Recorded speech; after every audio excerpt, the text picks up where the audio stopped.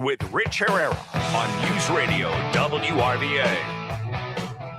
All right, it's 8:33 this morning here on Richmond's Morning News. My name is Rich Herrera. This is News Radio WRVA, the voice of Virginia. We are fortunate that on Thursdays we get a chance to catch up with Governor/Ambassador, and I can also say former Attorney General Jim Gilmore, who joins us every week. We get a chance to talk about things here in the Commonwealth, and we ask him to take a look at things internationally as well, and he's joining us right now on News Radio WRVA. Good morning, sir. Glad to be back, Rich. Thanks very much. I do appreciate Glad to be with you. I do appreciate it. And boy, we've had some great conversations lately. There's so much going on.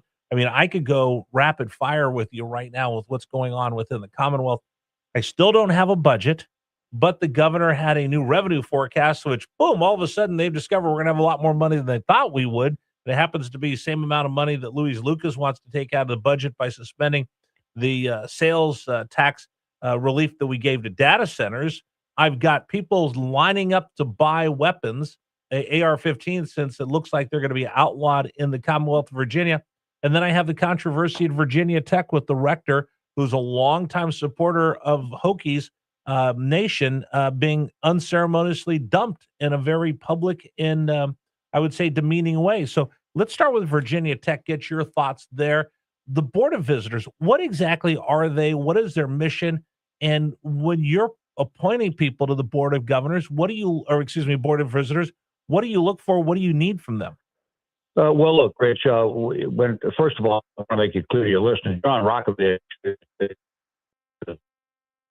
Oh, wait a minute, sir. Virginia Tech. Sir, let me get you to just twist just a little bit. We just lost you for a second. Now we can hear you. Go ahead.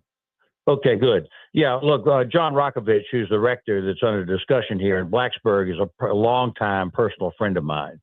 He supported me constantly during my political career. But we've also become personal friends over the years. So, I've been watching this pretty close. And when he was thrown out by Governor Spanberger, I called him on the phone. And so, look, you asked me a question. When I was governor, I considered this a very high importance of the governor. I interviewed every single person who I appointed to a Board of Visitors in all of Virginia's public universities and colleges. And the reason was there was some discussion while I was trying to run the colleges out of the governor's office and all that. That is absolutely not true. What I was trying to do was to impress upon my appointees that they represented the people of Virginia, the taxpayers of Virginia who own these colleges.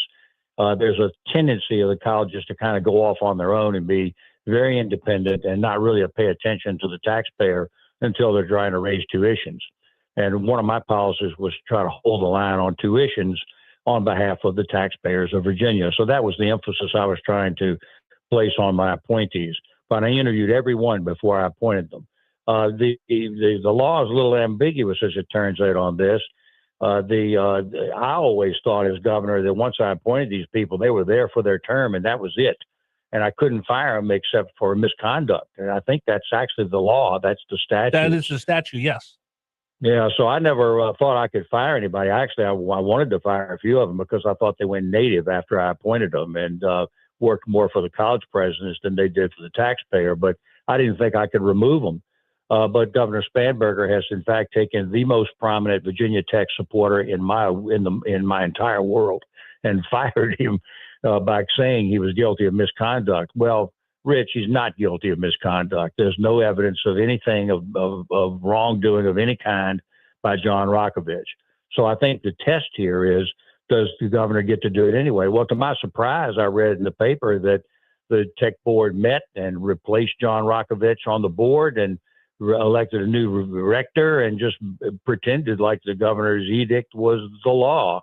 I was a little surprised at that. I really didn't think John had to do anything but just continue on and refuse to resign and continue on his duties. But the board now has, in fact, followed Governor Spanberger. And this, of course, is a lesson in the strength of the governorship, something that I wish I had understood a little better when I was governor. Okay. Two things. And I asked George Allen this last week, do the Board of Visitors serve at your pleasure? He said, no, once they're on, they're there. And like you said, sometimes you think you were appointing one person and they do this and they turn out to be completely different once they get into the role. that happens when you have people that you appoint in as public service. But two things bother me over this. Number one is, for a man like you, and I don't know Mr. Rokovich, I've never met him before. I'd like to, and we've invited him to come on the program.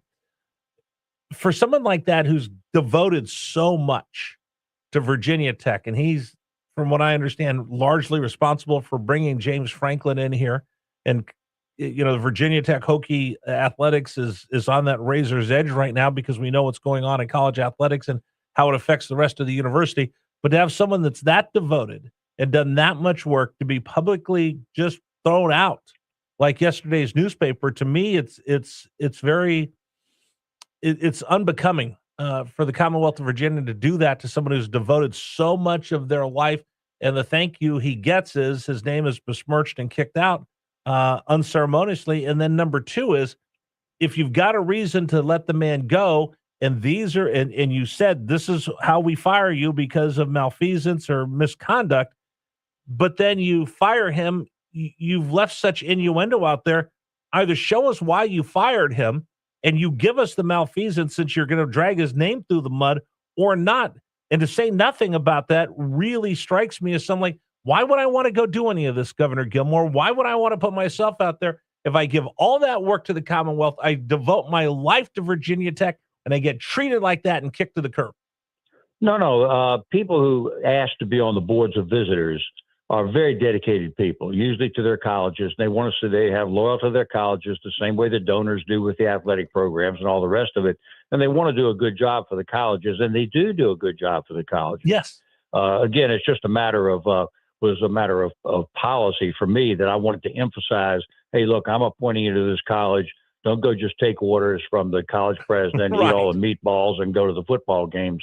Your duty is to protect the people of Virginia, because I consider the colleges to be one of the most important things in Virginia, and the duty of the governor to really oversee that. But in this particular instance, John has sort of been defamed, I think. And, I didn't think he needed to go to court for anything, but after the reorganization of the board down in Blacksburg, I think maybe he does need to go to court and get a judge to declare the fact that until the governor puts forward some reason, she hasn't really met the statute. So it's tough stuff. But I just want to repeat, I consider it to be of great high importance.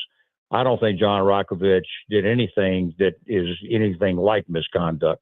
And I guess the big mystery here that I would say to your listeners is, I think we don't know why this happened.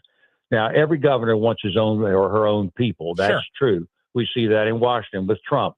But then the chief executive, whether it's Trump or whether it's Gilmore or whether it's Spanberger, they have to be accountable for the people that they put on, the people they appoint, and what they do.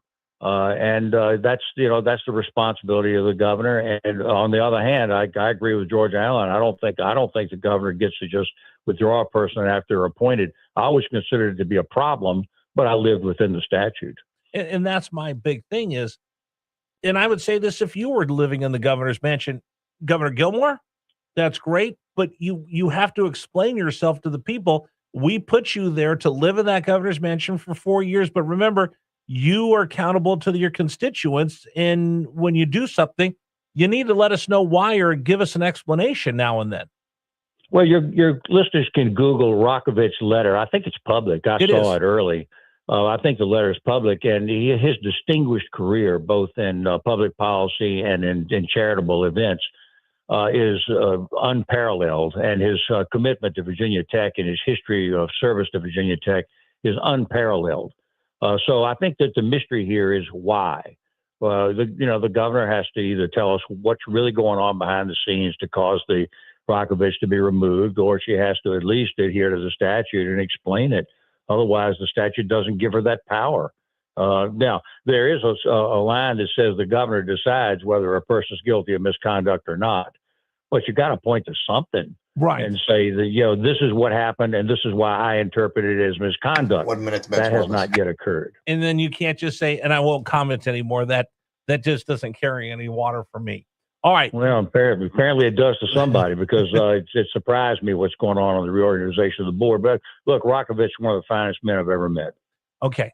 Now, I can't wait to talk to you about it. We've seen some movement in Iran, and we see some movement, something really big, Russia, Ukraine. In fact, St. Petersburg was hit by a drone from Ukraine. I want to ask you about that coming What a up great after the story top hour. that is. Yeah, Yes. I'm going to. That's a great story. I've been talk waiting about all that week to now. talk about that with you. So we'll do that coming up at 9 o'clock. Governor Jim Gilmore stays with us here on News Radio WRVA. I'm Rich Herrera. Thanks so much for joining us. It's fun when we get a chance to talk with Jim Gilmore. He gives so much information. It's one of the big thrills we have of the week. We'll talk to him coming up at 9 o'clock about what's going on with Ukraine, some new movement there. Today's program is brought